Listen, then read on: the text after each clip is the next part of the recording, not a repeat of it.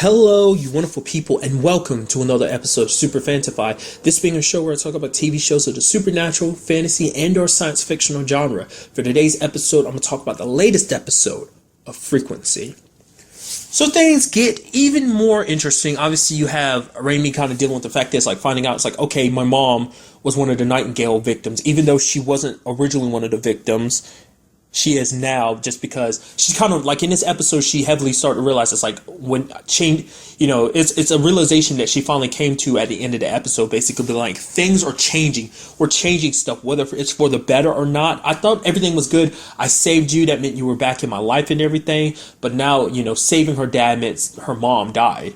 Because there was that point later on in the episode when,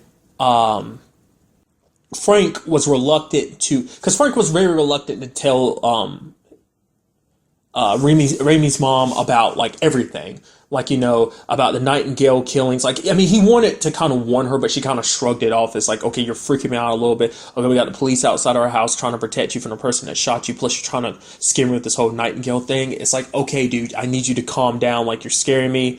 It just like, it was his way of trying to make her be more protective of herself, not kind of, without kind of making himself look crazy by telling her the truth. I mean, which ended up pissing off Raimi. My point, like the moment she was asking him was like, oh, tell her the truth that she's going to die on this date and stuff like that. I was like, he can't do that. She'll think he's nuts. And then even later on, Raimi, he kind of, Raimi was like, oh, you think she's going to think you're crazy? Well, who cares? Been there, done that. I don't care. You got to tell her the truth. And he does, and brings her to brings Raimi's mom to the radio to ask her to talk, but Raimi couldn't. And it's just because that realization, like, we're changing so much. It's like, I saved you, mom dies. And who's to say, like, if I save mom, if we are able to save mom, that things won't end up worse. It's like already, really quickly the ramifications are kind of setting in. It's just kind of like, you always forget that part of things. It's like, you never know how the dominoes will fall. Like, how changing something so slightly as just making sure her dad lived changed everything, because it put her mom in the hospital in that position to go like, oh, that nurse was like, oh, I was supposed to do this, but she's like, no, I'll do it. That one moment, is kind of a big change, and it changed her life forever. And now she's struggling with the fact is that she wants to save her mom, but at the same time a little afraid of like, what will she do? What she does might, make things worse. I mean, but you understand Frank's side of it too, not just the whole like, oh, you might be called crazy. Well, that's the biggest part of it, because he just came back in their lives. He hasn't been in their lives for 2 years, and it's just like he's afraid to push too hard, because he's trying to take things slow, because if he doesn't, he might lose everything. And like he's kind of already on the edge when it comes to that. And I mean, because he even explains it to Raimi's mom, this like, I did everything for you guys. I didn't do this for me. I did it for you. I wanted to do something that would make you proud of me. It's just like, yeah, I get it. But the fact of the matter is, even when it was all said and done, everything you've had to do, you've kept that to yourself. You could have talked to me, but you just turned and ran, which it makes sense. It's like doing what he's doing. Like, no one wants to kind of bring another person into that world of theirs, being a cop, kind of seeing the ugly side of society. He didn't want to bring his wife into that. He didn't want to burden her with what was going on, and he didn't want to put her life in danger. So it's just kind of sad that it all kind of fell out to that, Because you even had a point where Raimi was even calling him selfish. It's like, oh, you were selfish. Did in the 2 years that you were away, all you did was do whatever you wanted to, and now you're kind of doing that again. And it's like, no. Even then, like I said, he did everything for their sake. He was trying to do the right thing, trying to do a good thing by taking down a very bad person. But, that meant kind of pushing his family aside so they wouldn't be caught up in a crossfire, essentially. Like, because a lot of, I feel like Raimi's issues with Frank stems from the fact of her growing up without him. Yes, she has both sides of her memories, but I feel like for Raimi, like, she didn't live her other memories. Like, the Raimi we see before, she remembers she remembers his current timeline, but she also remembers the other timeline because it's a lot more truer to her because she lived it. She experienced all that time when her dad just left him, and then she had to grow up without him, especially because he died. She's all these things about him. It's like, even though she found out he's not a dirty cop, the whole thing was a setup.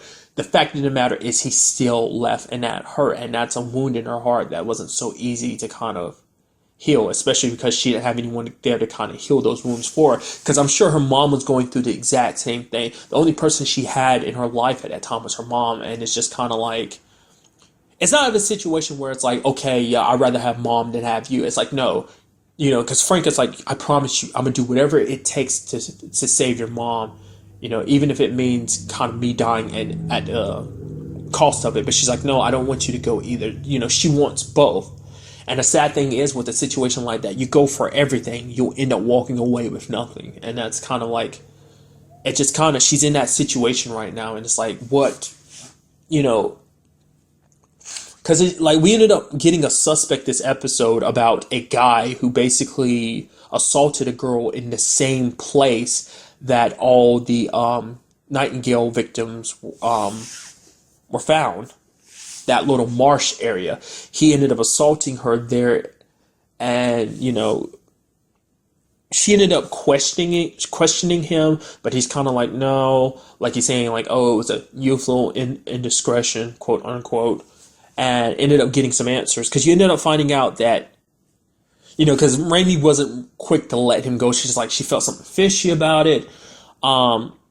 It's kind of something we ended up learning in this episode is that time changing it's kind of like in this show, like I said, so many different time shows is like, you don't see how time really works. And in this show, it seems like any changes happen instantly, because you have that one moment where Mekhi Phifer's character, I'm just going to refer to him as that until I get it clear in my head what his name is and get it stuck in my head. But, his character being like, me and your dad, we went out there, we saw nothing. And the moment she drives over to the house, she finds out that the suspect, doesn't live there anymore. And it's like, wait, I was just here yesterday. What's going on? And then it's just, time in that moment she was driving there, time changed, because at the moment, Mekhi Phifer was remembering it as like, oh, we went there, we saw it, found nothing, which they did. But maybe by the time she already talked to him, things had already changed. Like, because she can't feel the change. Like, that's the cool thing. Is like, there's no apparent being like, oh yeah, things have changed. So things have actually gone down a third timeline. I don't know whether this is technically considered like the second timeline, or we're in a Flash situation where it's like, okay, here's a third timeline. I know this is like my second time talking about the Flash tonight.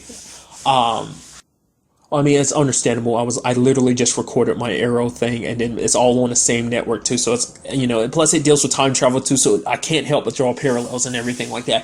But it's just kind of interesting. So I'm wondering like how this whole time travel thing works, because it's like she changed things because she talked to her dad and let him know things. But it's kind of like, is this still the second timeline, or is the fact that she told her dad about things mean it created a third timeline where they actually went out there, but they never went out there 20 years ago or whatever? Or did they, like, it's kind of one of the situations of kind of like what happened first, then Raimi telling her dad start the whole situation. Like, is that kind of a whole cycle thing? I know I'm getting confusing. It's just, my brain starts getting so convoluted when it comes to time travel, and it just kind of racks my brain. Just my point is, you can never tell when time is changing. It's not such an obvious thing. Like, bringing up another time travel show for 12 Monkeys. When there's some drastic change to the timeline, you see some things, like, because the fact of the matter is people's noses start bleeding, but you take something like Timeless, they don't know what's changed until they come back.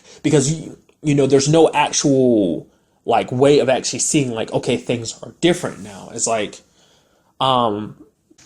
I brought it up last episode, but I'm very curious, like, will there be ramifications for her having both memories of the original timeline plus this timeline? And it also makes you wonder, will that mean things will get, like, I'm curious, what the time, is this two timelines, or are we still branching off? Like, are there individual timelines branching off from these two main timelines that have been created? Like, the fact that the timeline we're currently living in with her dad, where her dad lived, did that branch off into another one, like I was saying earlier? Or are we still staying with the fact that, okay, there are two timelines? I'm kind of thinking that has to be the case, because I'm guessing, like, I'm sitting here thinking about it, talking it out loud. My understanding seems like the timelines, they stay on a particular path. Yes, they branch off, but like there are two main timelines: the timeline where her dad didn't die, and the timeline where her dad lived.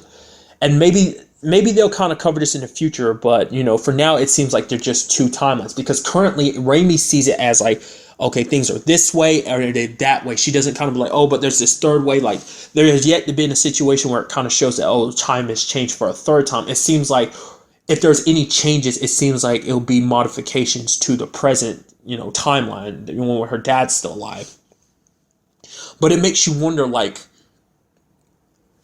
maybe this second timeline, I think the point I was trying to get to earlier, maybe this second timeline is staying the way it is because there is another point, there's a Raimi at another point in time telling her dad these things, and him in the past is going back and changing them and making, present day, the present Raimi go like, okay, we need to, I'm still not explaining it well. I'm terrible at this. I hope you get my point. Once again, like, the best way I can explain it is the whole cycle thing of just like, the chicken or the egg situation. Like, it's hard to say what came first type of thing, that basically it's an infinite loop of Raimi telling Frank something, and that's affecting a timeline, but she doesn't realize the timeline isn't necessarily changing around her. It's like the timeline has always stayed the same because this is the way the timeline is, because there's another version of Raimi out there already having Frank modify the current timeline by, changing the past. So, I mean, it's super confusing. I know the way I'm saying it, but that was just kind of the best way I can explain it. And what I find most interesting is that this, like, the Nightingale killer case is very different because the killing stopped when Frank died. But the fact is, the moment Frank lived, it meant that the Nightingale killer ended up going off to kill what, like, I think they were saying like 20 more people. So it's like, what's the correlation there? I can't help but be suspicious of his partner, Mekhi Phifer. Why? Just because I'm suspicious of everyone. I mean, I'm a little suspicious of Gordo too. I mean, he's there being Raimi's best friend. He's like, oh, he's trying to be there for her. He's like, you're sad. Your mom died. She was kind of there for me too. It's like, I'm your best friend. I don't want you to kind of deal with this alone. But it's not like Raimi can really tell anyone what's going on, because it's like, for one, I don't think there's any way to necessarily prove that she's not crazy if she's told someone the truth. And besides, this is something she has to do on her own. But at the same time, it's kind of like time, like messing with time. That's too much power for one person to have. I keep, like, it's said over and over again, and it's like they're seriously messing with time. And, that's kind of what, like I said, it scares her so much, because it's like she doesn't know what the ramifications are for tampering with things so heavily. But interestingly enough, the whole parallel between keeping her current memories of this timeline as well as her other memories of the other timeline, she was able to figure out, like, wait a minute. Okay, there was a, like, shed here when I came, there was a shed here when I came here before, but now that I came back and things are different, there's no shed here because he no longer lives here in this timeline. Which then again, now I'm going back on it. I was like, maybe there is branching timelines. Maybe there is like this is technically the third timeline now, just because things are changing. And also another thing to kind of talk about is Frank's situation. Is like he tried to get Little J to kind of come forward so he could be like, hey, turn on Stan and all the dirty cops. They kind of turned on him, but then it's like, nope. They basically killed Little J, and now he's kind of on his own. Like, he's, because the question is, why are they setting him up? I'm sure, it's the dirty cop situation, they must be getting paid to do something. But why particularly Frank? What was he doing that was getting, like, was him going after Little J basically putting him in someone else's eyesight? Like, maybe there were people that were connected to him, and it's like, okay, Frank's getting a little too close. We gotta, change up the situation. Maybe they needed to take Lil J out the picture, and they just wanted to use Frank as a scapegoat. It's like, oh, motivate them by killing him. They're able to be like, okay, we killed him because he killed Frank or something like that. Because we ended up finding out the body that was in the trunk with Frank's body in the original timeline was the guy that, pulled a gun on him last episode when he was changing things. the guy that was kind of like a friend to him is like, oh, I'll let you over to my house, around my daughter and stuff like that. It turns out you're a cop. That dude, but we never found out whatever happened to Lil J in like that timeline. Maybe, Stan and his people kind of caught up. Like, whatever the case may be, I don't know. I don't know whether to say like both storylines are connected to Nightingale killings as well as this, dirty cop situation. I've been burping a lot lately. Sorry. Oh, peanut butter on my breath. I'm stupid. Whether these two things are two separate stories or are they connected? I'm very interested to find out what the case might be. Also, there was kind of a side note thing, two side note things. For one, in this episode, we got a little bit more of a picture of how Daniel and Raimi met. I'm very curious to see, like, the fact is that they're bringing that up makes me think we're going to kind of bring that full circle, that basically Raimi's going to come back into Daniel's life, or Daniel's going to come back into hers in some shape or form. And it's like, oh yeah, you're that crazy lady that interrupted my dinner with my parents and my girlfriend. She's like, oh yeah, and just kind of trying to apologize. But it's like, will she use what she knows from the other timeline to kind of make the moves on him? Once again, I'm sorry, I have to do it, making parallels to Flash. Barry never actually did anything like that. I mean, that we know of at the very least, because he was always reluctant to kind of even approach Iris. But I'm curious, like, will she decide to do that, or will just kind of time do its own thing, and it's like, oh, he'll always keep finding his way into her life? It's just, I don't know. Like, there's still not enough knowledge to really go around to kind of really have a real opinion about things. It's like I said, I'm suspicious of everyone, because I get the feeling, I mean, truth be told, is maybe when it's all said and done, we end up finding out the Nightingale killer is someone that we don't know, that we didn't know, we don't know. I mean, who knows, maybe stuff that Raimi's doing, getting her dad to do, might end up, I don't know. Because that still baffles me. Why did the killing stop when Frank died, but the fact is that he still lives meant the killings continued on? Especially because we know in this current timeline that Frank ended up dying in an accident. And I brought it up last episode. I'm already suspicious of that being like, no, there's no way it was an accident. It had to be on purpose. But the fact of the matter is he grew old. He was there for most of her life growing up. So it's kind of like, if it was a dirty cop situation, why would they wait so long? Or maybe that's the end result of this all. Maybe when it's all said and done, Frank has to sadly die. I don't know. I mean, maybe that's how the movie ends, because I've still yet to watch the movie, and I kind of don't know if I want to or not. At the very least, if I ever do decide to watch the movie, it'll have to be at the end of the season, because usually I feel like movies tend to be closer to like their first episodes. Like, for example, 12 Monkeys.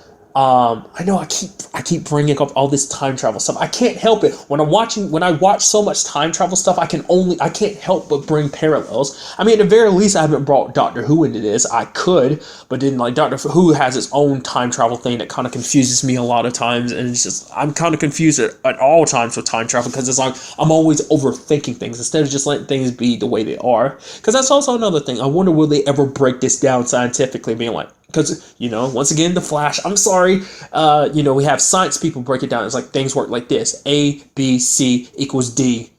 A plus B plus C equals, blah, blah, blah. My point, like, you have people there to explain it. Maybe in this situation, be like, yeah, it's a weird phenomena. That's all we're going to get from it. Like, there's no going to be like, yeah, it works like this, branching timeline, blah, blah, blah, blah. Maybe we will. I mean, we just have to wait and see, so. But my point was, like, with 12 Monkeys, it's like, I don't know. I've never watched the movie. I can only assume the first episode is kind of like an alternate retelling of the movie. It seems to be that kind of situation. But maybe not. Maybe there's a lot more with the first season that lines up with the movie. I don't know.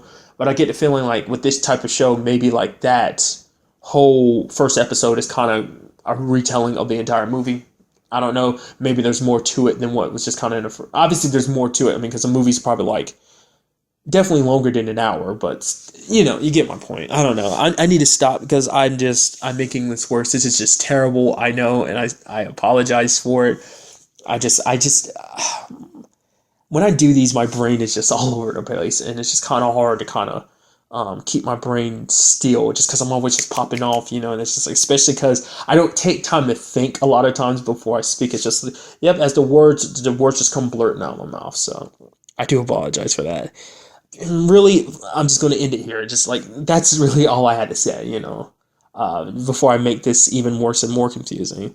But till the next time we meet, be happy, be safe, live life to the fullest, and enjoy it. Good day and goodbye.